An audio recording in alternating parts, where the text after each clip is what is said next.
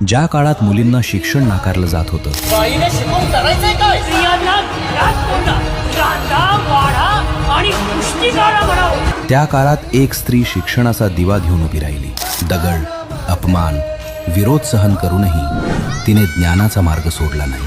सावित्रीबाई फुले भारताच्या पहिल्या महिला शिक्षिका, स्त्री शिक्षणाची जननी. आजच्या प्रत्येक शिकलेल्या मुलीमागे त्यांचा संघर्ष, त्यांचं स्वप्न, त्यांची जिद्द आहे. शिक्षण, समता आणि मानवतेचा वारसा देणाऱ्या क्रांतीज्योती सावित्रीबाई फुले यांना जयंतीनिमित्त विनम्र अभिवादन.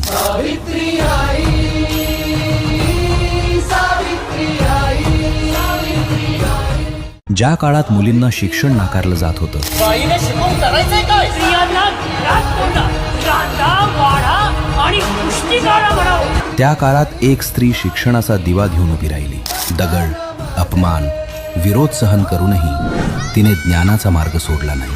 सावित्रीबाई फुले भारताच्या पहिल्या महिला शिक्षिका, स्त्री शिक्षणाची जननी. आजच्या प्रत्येक शिकलेल्या मुलीमागे त्यांचा संघर्ष, त्यांचं स्वप्न, त्यांची जिद्द आहे.